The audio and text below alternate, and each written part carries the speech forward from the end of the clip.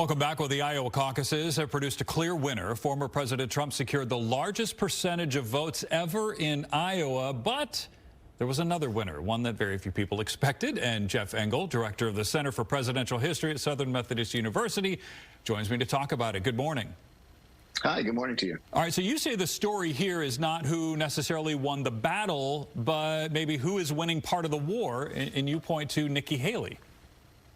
Yeah, I think we need to remember the way people think about Iowa usually is not who won or lost because, you know, let's face it, Rick Santorum, Mike Huckabee, Ted Cruz, all of them won the Iowa caucuses, and none of them, of course, became nominee for their party or president.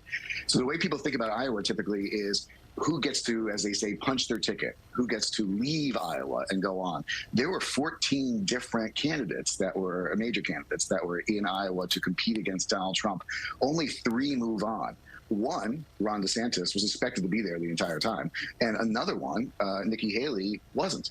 So she's the one, I think, who has defied expectation and is the one who I think is moving on. And actually, the campaign schedule favors her quite a bit because she's quite popular in New Hampshire. It's a less religious voter base. It's a more educated voter base, exactly her kind of voter. So she's set up to do really well in the next primary. Yeah, so why is the Trump campaign and even at this point the Biden campaign so fearful of what Nikki Haley is doing? Well, you have to listen to her message. It's actually very interesting. She's, of course, been, like all Republicans, hesitant to directly critique Donald Trump for who he is and what he's done.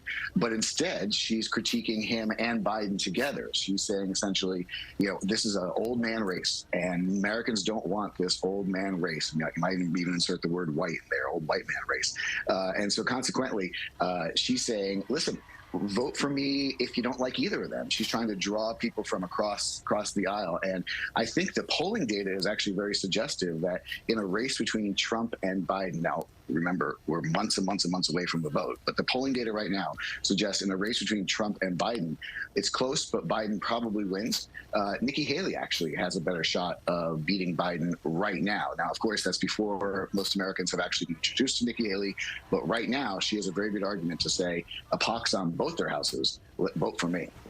Yeah, exactly. And of course, you pointed out some of those who won in Iowa but didn't go on, you know, necessarily to get the nomination. But, you know, really, for the longest time, everyone sort of expected this to be a Trump-DeSantis battle. What happened there? You know, honestly, I'm not a big fan of the Iowa caucuses, to be honest, but I'll tell you one good thing it does is it does reveal which candidates can't make it. And I think DeSantis went to all 99 counties. He met with Iowans in all 99 counties, which is typically a good sign for a candidate. And essentially, every time he met with voters, his points went down. So I think that people just recognize that this man who said he was going to essentially have Trump's values and Trump's policies without Trump's outlandish rhetoric, turned out he had Trump's policies but wasn't very interesting. And so consequently, I really think his candidacy is on life support, despite having spent an ungodly amount of money. Well, it's interesting to say the least, that is for sure. Jeff Engel, director of the Center for Presidential History, appreciate your time this morning. Thanks.